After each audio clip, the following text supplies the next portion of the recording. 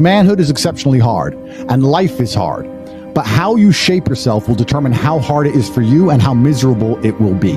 As a man, there is no easy life. Your life is not about being easy. Your life is not about being happy. Your life is always going to be difficult. All of the pain you feel, all of the sadness you feel, you're supposed to feel as a man, and you have two effective binary choices. You either go through the suffering and go through the trauma and go through the hardship it takes to be a man of value, or you suffer eternity as a nobody. And being invisible, I would argue, is almost worse. You can have a very stress-free life if you work in Starbucks. You don't care about the Starbucks once you clock off. You go home, you play video games, and you exist until you die. That's stress-free, but you have to suffer being a nobody.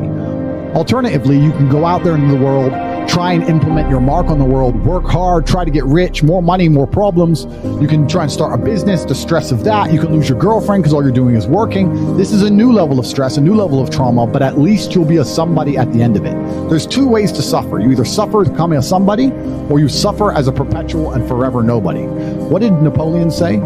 He said, "Glory is fleeting, but obscurity is forever."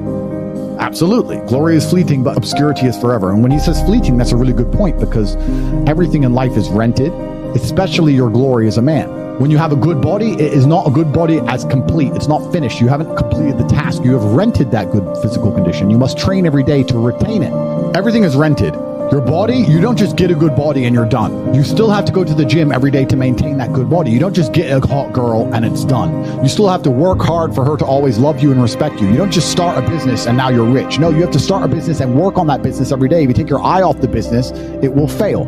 Everything in life is rented. So when he says glory is fleeting, he's also absolutely not correct, because glory is fleeting and you have to constantly and endlessly work for it and make sure that you never stop. Otherwise, it will be taken from you. But obscurity is forever. If you never make a mark on the world, then you effectively never existed. And when you're gone, nobody will care. The reason our Father is discussed at length is because of who me and Tristan are, and the reason we will be discussed forever is because of who our sons will become. And that's very important, because you have a duty to your ancestors and you have a duty to God. So you must make a choice. And this is a genuine choice for you people at home. Do you want to live in obscurity forever and be invisible and not matter and have an easier life? I would argue that it's not easier, because in your heart and in your soul, you're going to feel guilty knowing you could have been something you're not. Or do you want to try your absolute best and struggle and suffer every day of your life, paying the rent for all of the amazing things around you? We pay endless rent. We pay rent for our bodies. We pay rent for our relationships. We pay rent to keep our kids. We pay rent to keep our business. We pay rent to keep our freedom. Every single day is work to pay the rent. It's absolutely never ending, and you have to make that choice. So if you have a pen and paper in front of you, you need to decide. Do you want to be invisible with a lower rent bill, or do you want to be important and work hard and suffer to make sure that the rent is paid? It's a choice you must make, and it's binary, and you must be extremely dedicated towards the decision you finally make. Absolutely everything as a man is your responsibility. It's your responsibility to become your best and brightest version of yourself. And you're not going to do that simply by talking it into existence. You need to live it into existence. You need to go out there and do things which are genuinely difficult, genuinely stressful, which are genuinely scary, so you can become the man you want to be.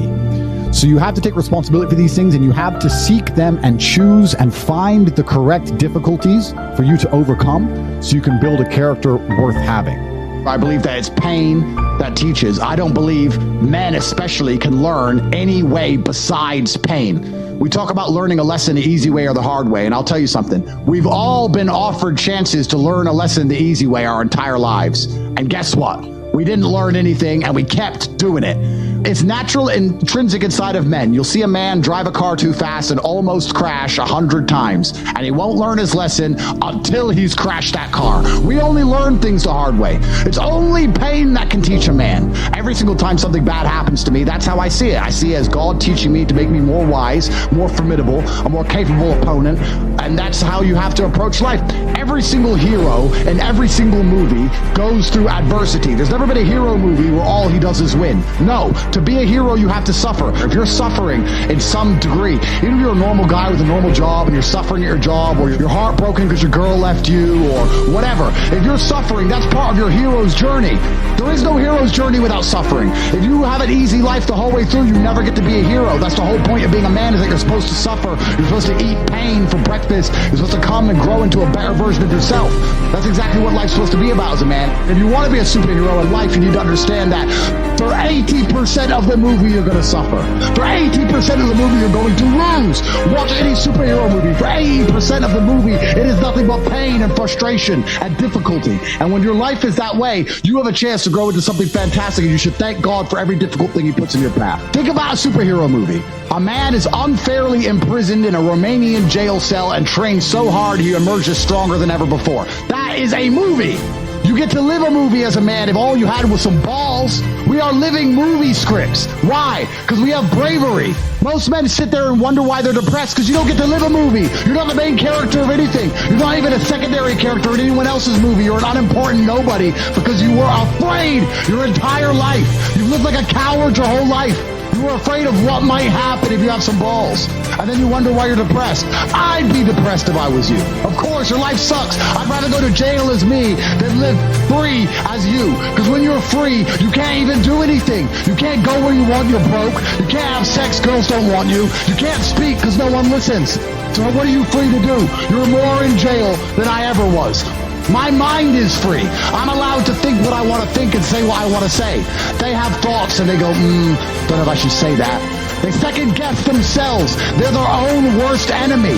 Every single part of me is on my team. I have enemies who want me dead. Fine. But every single part of me, my mind, my hands, my legs, every single part of me is on my team. My body doesn't second guess itself. My mind doesn't turn on itself. We don't break and self-sabotage. There's no civil wars inside of Andrew Tate.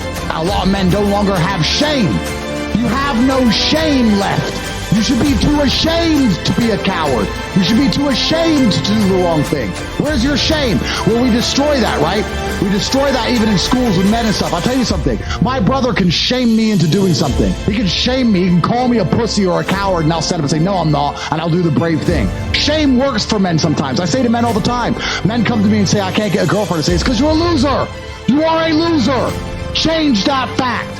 Come to me and prove to me you're not a loser. I will shame him, and he will react to it, and his life will improve. But now we have men with no shame. They'll walk around with no shame at all, and then we wonder why we have a whole bunch of cowards. Cowardice is always the easy choice, but you should feel too much shame to take it.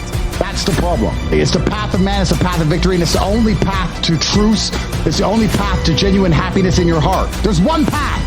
There's one. There's one path to happiness, and that is masculine strength, and that is eating pain for breakfast and becoming a better person. The flavor of life is pain.